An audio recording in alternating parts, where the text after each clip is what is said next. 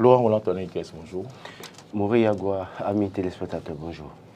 Adrien Tchobankou, bonjour. Bonjour Maurice Lagua, chers internautes, amis téléspectateurs, téléspectatrices, bonjour. Alors si peut-être vous êtes, vous venez de nous capter à l'instant, vous vous posez peut-être des questions, mais pourquoi ceux-là sont-ils habillés tous par les mêmes couleurs sous le veston? Voilà ce que ça donne en plein l'âge, Laurent Roland-Tonnerre. Voilà, je vous rappelle que les festivités comptant donc pour les 10 ans du groupe de presse ITV International constitué d'NTV Diaspora FM démarre aujourd'hui donc par un match de football, un match d'exhibition qui sera joué entre l'équipe du groupe de presse d'NTV Diaspora FM et l'association des journalistes résidant dans la commune d'Abomey-Calavi avec pour président Hilarion Kenyon. Ce sera donc à 17h, donc c'est naturellement les festivités qui démarrent et donc on devait donc faire mention de couleurs spéciales à travers nos habillements. C'est bien sûr le maillot de l'équipe, voilà, que nous portons ce matin. D'ailleurs, le coach est sur ce plateau, c'est Laurent Roland-Tonnerre. Et nous avons un joueur fantôme, Adrien Tchobankou. Donc, qui n'est jamais venu à l'entraînement. Qui n'est jamais venu à l'entraînement, qui ne sait même pas de quel côté on tape pour un ballon. Vous allez voir ma démonstration de tout à l'heure à 17h. Qui va allier quelqu'un? Je vous rappelle que vous êtes face au coach. Qui va allier quelqu'un que je n'ai jamais vu sur le terrain?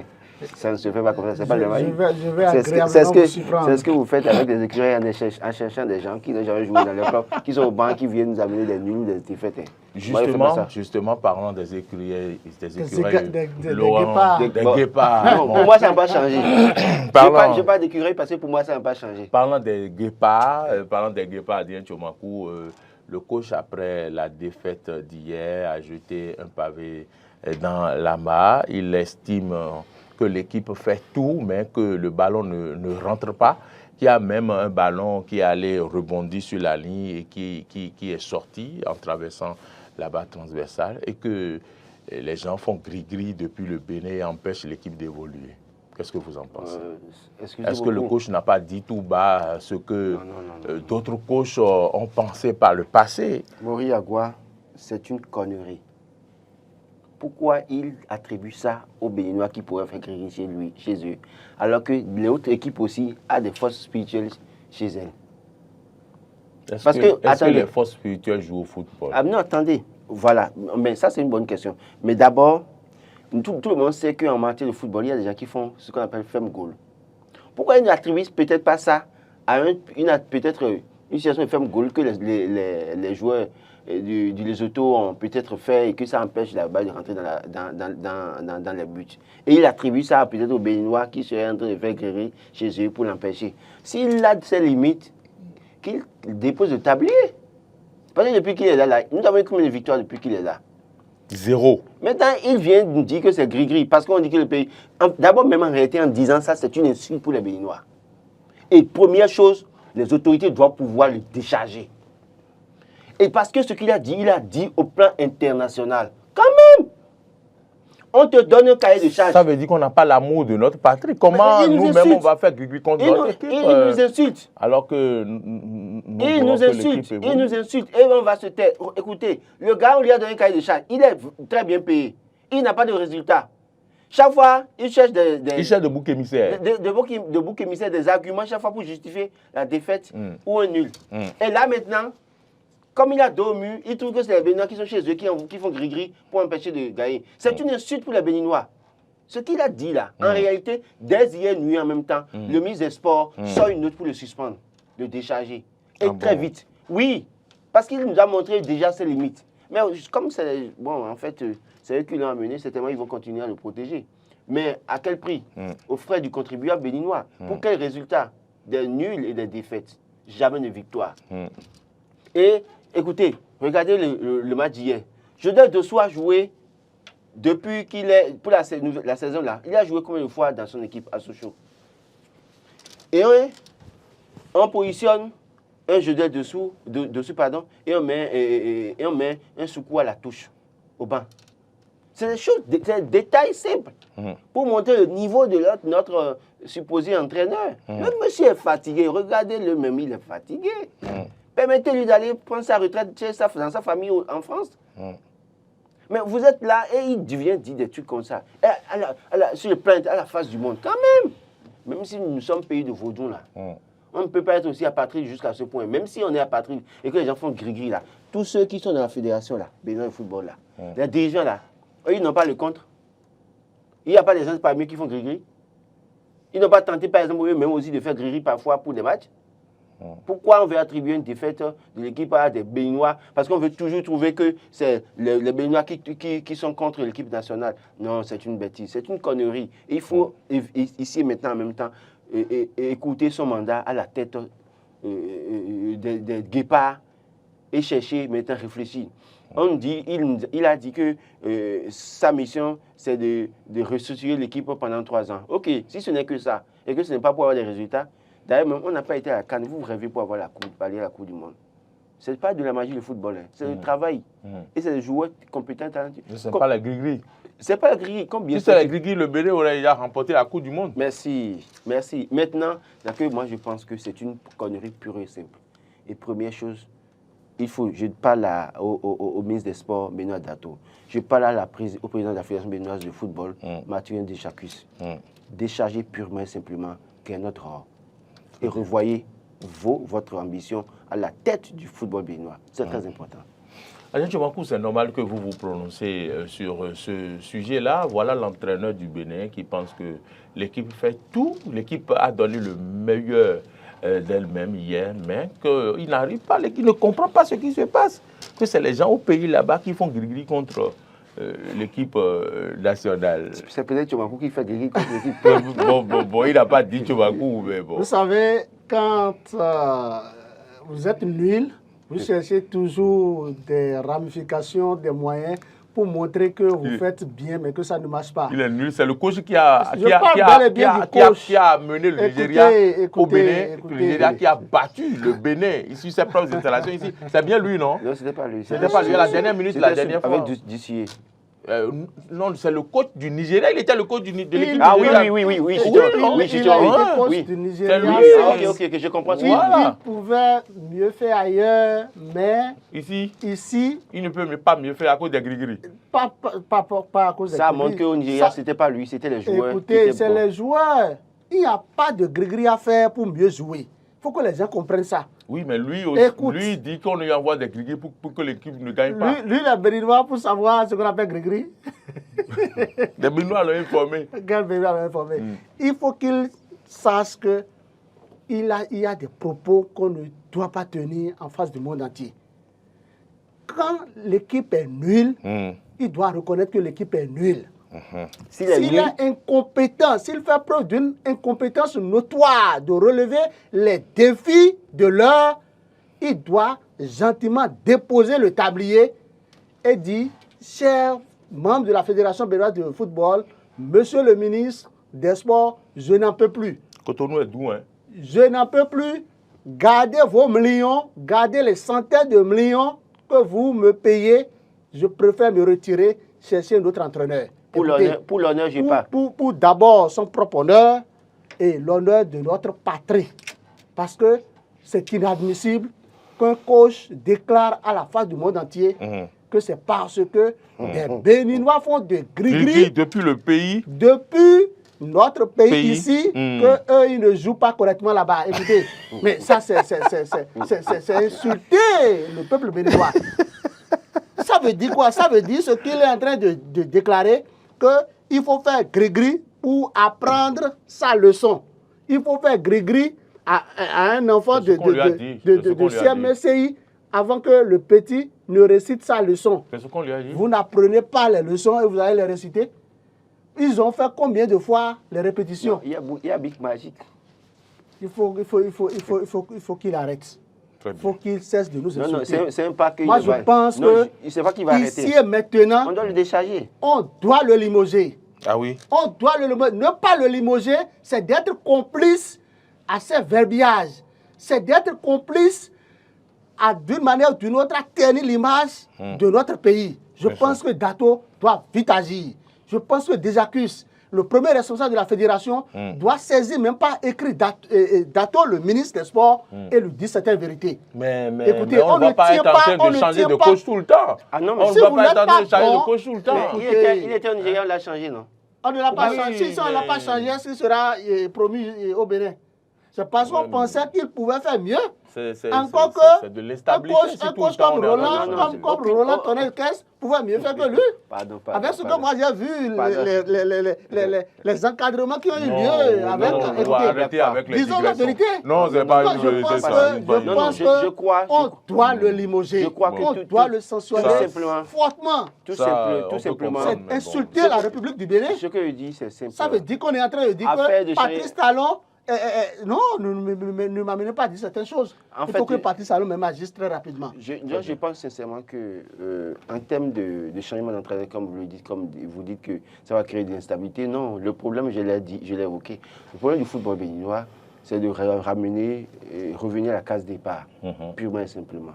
Restructurer le football béninois dès la base.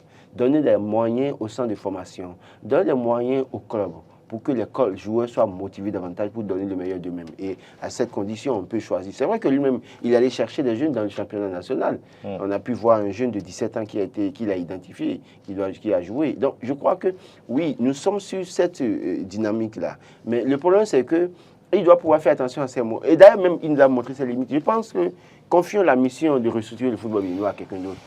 Mettons l'argent dans les centres de formation, mettons l'argent dans les clubs, motivons davantage les joueurs pour qu'ils donnent le meilleur d'eux-mêmes et que nous puissions avoir une équipe compétitive d'ici 5 ans. Écoutez, il y a un pays, attendez, ça m'échappe, il y a un pays qui a décidé de ne pas participer aux éliminatoires de la Coupe du Monde. Ce n'est pas un crime.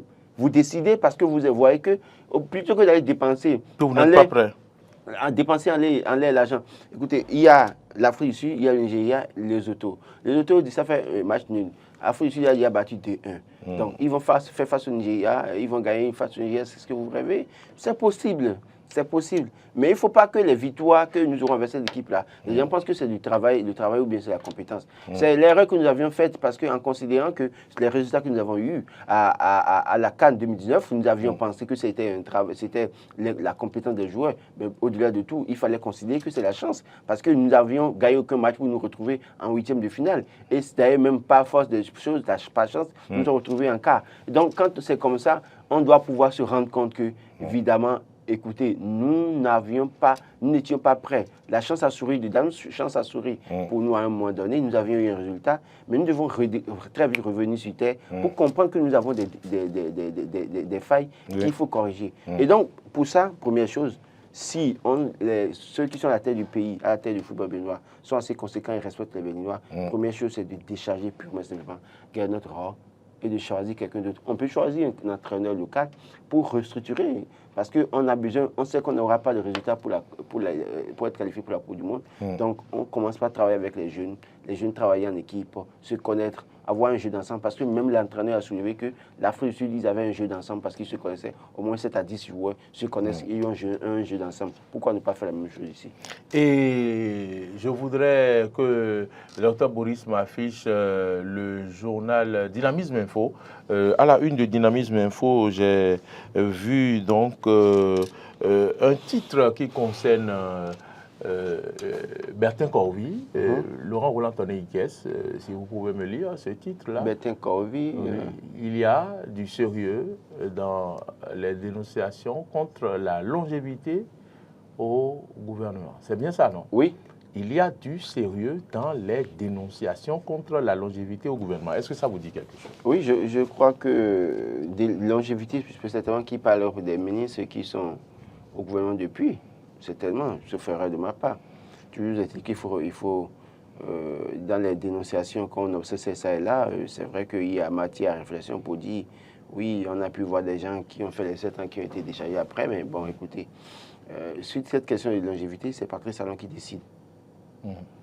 Les Béninois ont voté pour lui, on fait de lui le président de la République du Bénin, il peut garder un ministre pendant 10 ans.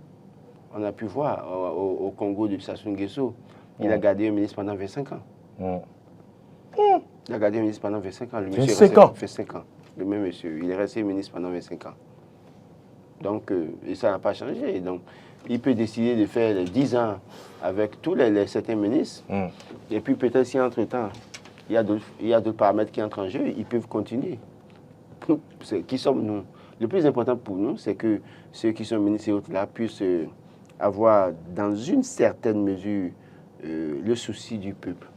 Parce qu'à la lutte vont les choses, on se rend compte que parfois, les préoccupations des citoyens ne sont pas entièrement prises en compte. Et puis, on a encore l'impression que les gens sont laissés pour compte.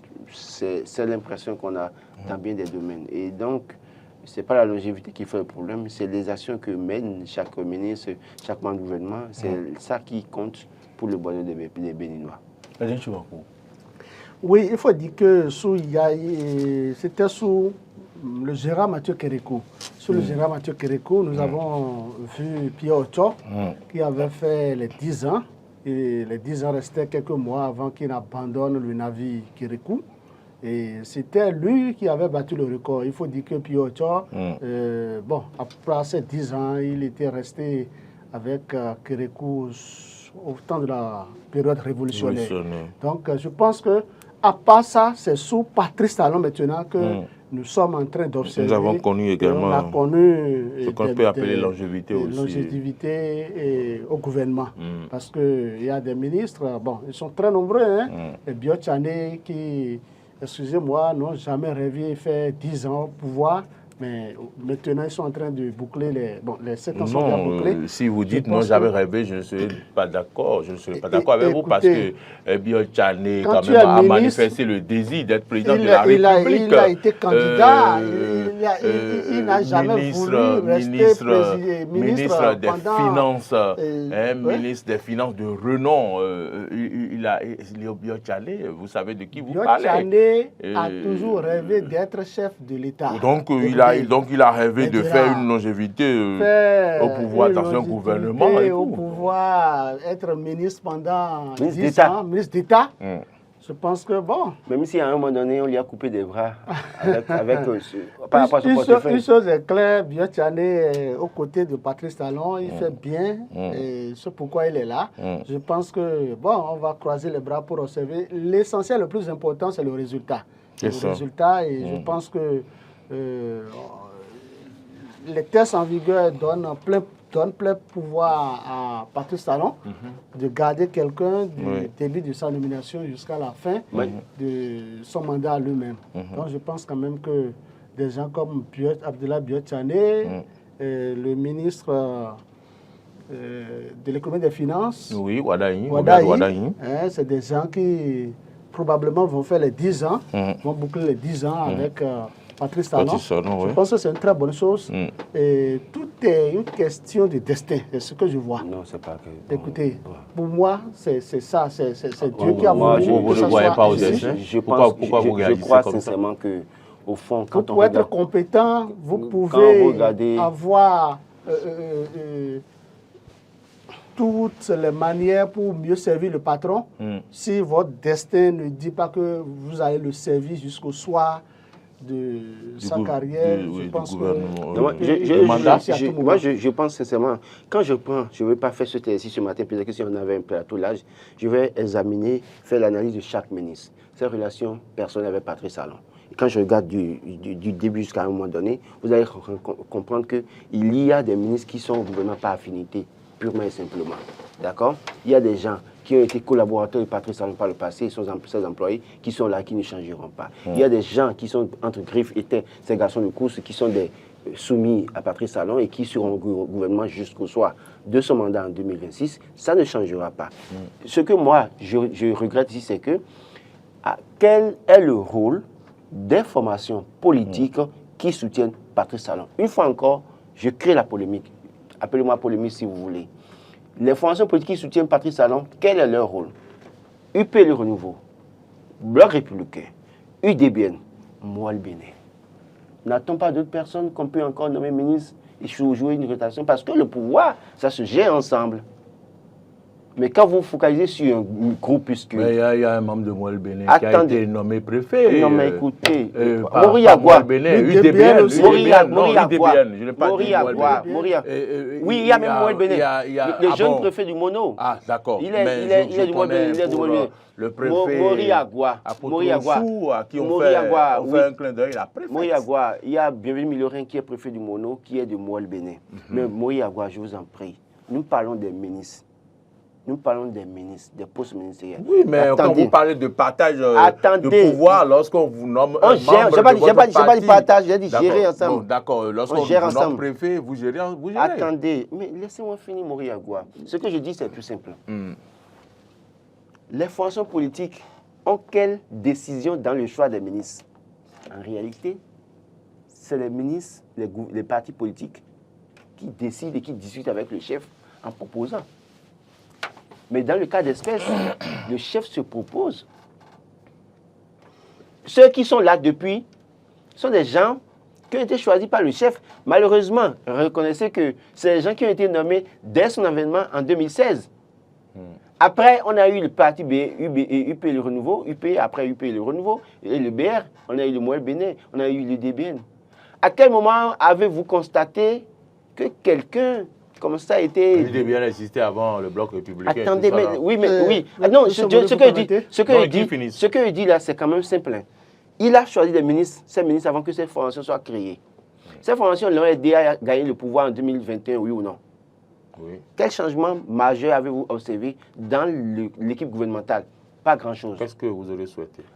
J'aurais souhaité que les formations politiques qui ont contribué à sa victoire soient associées à ce que des ministres soient nommés et que d'autres qui ont déjà fait. Peut-être, et c'est là ceci qui montre clairement que, au fond, Patrice Talon, les formations politiques ne l'ont pas aidé. C'est lui, sa stratégie qui a marché. Et donc, il peut continuer à se passer ces formations politiques. C'est lui qui a aidé les formations politiques. En tout cas, prenez ça comme vous voulez. Mais toujours est-il que vous allez voir, je le dis encore ce matin, quand des ministres font jeu de chaises, qui ne tiennent pas une formation pour une autre, là, première chose, qu'est-ce qui devrait arriver? Les partis pouvaient sanctionner, non? Oui. Quel parti a sanctionné? Le jeu de chaises musicales le plus remarquable, c'est avec le ministre de la Santé. Je voudrais nommer celui qui a la décentralisation maintenant. Non. Il y a Alassane Seydou. Quand je dis, celui qui a fait plus de chaises musicales. Non, quand je parle de jeu, en fait, en réalité, je parlais de Abim Bola qui a quitté le BR pour l'Union progressiste. Ah, d'accord, vous parlez des partis. Sans que le BR n'ait le courage de sanctionner pour dire, bon, maintenant, dépose ton tableau au gouvernement pour que nous envoyions à quelqu'un d'autre. Karim Saliman a fait la même chose au niveau de l'UP Le Renouveau, mais personne n'a eu le courage de dire on remet en cause son fauteuil. C'est pour vous dire quoi? C'est des gens qui ont des affinités personnelles avec Patrice Talon. Il se plaît avec eux, il est à l'aise avec eux. Donc c'est pour ça que je dis, c'est lui qui décide. Sinon en réalité, si on devait tenir compte de la collaboration avec les formations politiques, des gens dans le gouvernement auraient pu être changés depuis. Donc ça pour moi, les formations politiques qui soutiennent le chef de l'État, je me pose la question, quel rôle jouent-ils véritablement? Sont-ils là pour être des accompagnateurs ou bien ils sont partie prenante de la gestion du pouvoir en dehors de ce qu'ils ont peut-être la possibilité d'aligner des gens pour être députés à l'Assemblée nationale? Vous voulez répondre à cette question? Oui, en fait, les accompagnateurs ou partie prenante? Il y a plusieurs facteurs qui entrent en ligne de compte du métier au poste ministériel ou de la nomination d'une autorité au gouvernement. Ce que je voudrais dire, je voudrais prendre deux exemples très simples. Vous voyez, ce qu'il faut d'abord retenir, Patrice Talon ne doit rien à aucune formation politique après la campagne de 2016. Disons la vérité. À plus forte raison, tout le monde attendait qu'il nommait, comment on appelle, celui qui est en exil malheureusement là. À Djavon et Biotane, on était sûr de ce que les deux là seraient les tout premiers à faire leur entrée au gouvernement. À Djavon proposé des gens qui étaient au gouvernement. Écoutez, exemple, il n'est pas allé lui-même, mais il a fait des propositions. Et les gens ont été nommés ministres. Vous me permettez? Ils étaient au moins 3. Très bien. Maintenant, Biotane, lui, il a fait son entrée et il est resté jusqu'à ce jour. Quand je prends par exemple l'exemple de Biotane, Patrice Talon peut se lever un jour et le remercier. ce n'est pas parce qu'il ne fait pas bien son travail, ce n'est pas parce qu'il n'est pas compétent, mais il y a toujours d'autres facteurs qui entrent toujours en ligne de compte. L'aspect politique, qu'on veuille ou pas, on va parler aussi de l'aspect régional. Écoutez, aujourd'hui, le numéro 1, à part Patrice Talon, c'est Biotchané au gouvernement. Il vient après le ministre de l'économie et des finances. C'est les deux ministres. Vous dites que Patrice Talon ne doit rien à quelqu'un Patrice après son élection en 2016. Qui va oser dire que Patrice Talon lui doit quelque chose? Ah bon? Ah oui. Sur quoi vous vous basez pour dire ça? C'est la lecture politique. Même au peuple béninois, même s'il ne doit rien aux acteurs politiques, il doit quelque chose au peuple béninois. Et ce qu'il doit au peuple béninois, c'est de mieux servir la République. C'est de rendre heureux. Il est en train de le Et faire. il joue sa partition. En tant que chef d'État, il y a le hautement social. C'est profond. Il y a le hautement social. Patrice Talon ne doit rien. C'est profond. La vérité. C'est vraiment profond. Ce n'est pas à Biotchané que Patrice Talon doit. Je me réjouis de ce qu'ils disent que Patrice Talon ne doit rien. Patrice Talon ne doit rien à personne. C'est pour ça que quand les gens parlent, ça me tellement que les forces politiques ne jouent aucun rôle autour de lui. Quand les gens disent on ne m'a pas nommé, ou bien je suis dans telle formation politique, je vais tel poste, je ris. Attendez. Qu'ils aillent labourer la terre. J'ai utilisé. Pour eux. On va les nommer pourquoi? J'ai utilisé il y a quelque temps le thème soumis et les gens ont pensé que j'ai exagéré. Je le dis encore ce matin. Si les formations politiques sont incapables d'aller dire à Patrice Talon, oui, il faut remanier le gouvernement et que nous proposons tant, parce que tel a fait tel temps au gouvernement et il est de notre formation politique, nous souhaitons qu'il faut changer. Et attendez, et qui sont capables de le faire, ça veut dire que ces formations politiques ne valent rien. C'est les soumis qui ont la bouche cousue, qui ne peuvent pas oser. Vous savez, vraiment soumises, parce que quel parti politique peut parler aujourd'hui pour faire trembler Patrice Talon? Disons la vérité. Adrien Tchoumakou. Oui. Laurent Roland-Tonné, vous savez, le président a aussi un problème. C'est-à-dire que le problème des compétents, ceux-là, valablement, qui vont remplacer des gens qu'il a positionnés à des postes dans son gouvernement pour pouvoir être à la hauteur du résultat qu'il vise. Est-ce que vous savez ça? Ce débat. Il y a des compétents, mais est-ce que vous avez entendu le français que j'ai parlé? On être à la hauteur des objectifs qu'il veut atteindre. Moriagua, je vous en prie, sur ce terrain, je ne suis pas d'accord. Omeki avait servi ou clairement pour qu'on le nomme ministre. Quand vous parlez de compétences, vous pensez qu'il y a... Quand on l'a nommé, il n'a pas eu de résultats. Vous pensez qu'il n'y a pas d'autres personnes plus compétentes que lui? Il n'a pas eu de résultats. Quand vous prenez Aurélie Adam Soulé Zoumarou, il n'y a pas d'autres compétents plus qu'elle dans ce pays? Quand vous prenez Adambi, il n'y a pas plus compétent que lui dans ce pays? Non, ne citons pas l'intelligence des Béninois. Il y a des gens qui sont très intelligents et mieux que ceux qui sont au gouvernement. J'insiste là-dessus. Et ces gens-là sont dans les partis politiques? Justement, c'est pourquoi je vous parle. Quelle formation politique? Est-ce que les formations qui ont proposé ces gens-là? Non, puisque vous demandez à ce qu'on nomme mais justement, et c'est pourquoi je vous dis, c'est une question d'affinité. C'est une question d'affinité. Omeki n'est pas allé au gouvernement au hasard. Il a cotisé l'argent en 2016 pour payer la caution de Patrice Talon, oui ou non? Aurélie Adamou Soulé Zoumarou est bénéficiaire des bonnes grâces de son père. Appelons Chacha. Ça peut choquer. Il y a des gens qui sont compétentes aussi. Elle a la compétence. Non, c'est ce que je vous dis. On ne peut pas. Si on doit bénéficier des grâces de ton père, et si tu dois bénéficier des grâces de ton père, tu n'as pas le diplôme, tu n'as pas la compétence, on ne peut pas te je n'ai jamais dit ça. J'ai bien dit. Je suis parti d'un point. Elle est compétente. Mais au-delà de tout, quand on met dans la balance sa compétence avec d'autres personnes, elle a un avantage. Cette grâce-là, elle en jouira tout le temps. Mais il y a des gens qui sont plus compétentes qu'elle. Donc ne me dites pas que c'est une question de compétence. J'insiste là-dessus, c'est une question d'affinité, de collaboration et d'amitié par le passé qui joue aujourd'hui en faveur de certains qui sont au pouvoir depuis 7 ans et qui ne sont inquiétés nullement. Mais qui ne sont pas intouchables. On a vu des gens intouchables qu'on a pris intouchables qui ont été touchés. Les intouchables dont vous parlez, si vous allez dans le fond, c'est parce que c'est des choses qu'on ne peut pas aborder sur un plateau de télévision. Mais quand vous allez dans le fond, ceux qu'on appelait intouchables hier, mais qui ont été touchés, allez dans le fond pour comprendre les raisons qui sous-tendent leur limogeage ou non, ou leur démission ou non du gouvernement. C'est bien d'autres raisons au-delà de ce que nous pouvons imaginer. C'est pourquoi je dis, écoutez, laissons même ce débat, Patrice Talon n'a qu'à même nommer les gars, les laisser au pouvoir au gouvernement jusqu'en 2026. C'est son droit. Mais c'est pas. Je trouve peut-être que les formations politiques suffisamment sont inexistantes en la matière parce qu'ils n'ont pas de mots à dire par rapport à ça. Et c'est dommage. On va finir. Les formations politiques n'ont aucun pouvoir sur Patrice Talon en matière d'influence pour l'amener à nommer X ou Y. Écoutez, le premier responsable du bloc républicain, Abdoulaye Biotchane, écoutez, il n'a pas été, puisque vous parlez de la compétence, il ne faisait pas partie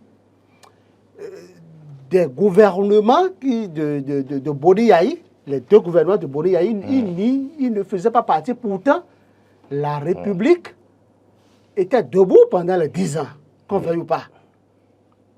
Il est au gouvernement de Patrice Talon depuis 2016 jusqu'à ce jour. Il faut rappeler qu'il était ministre des Finances sous Kérékou.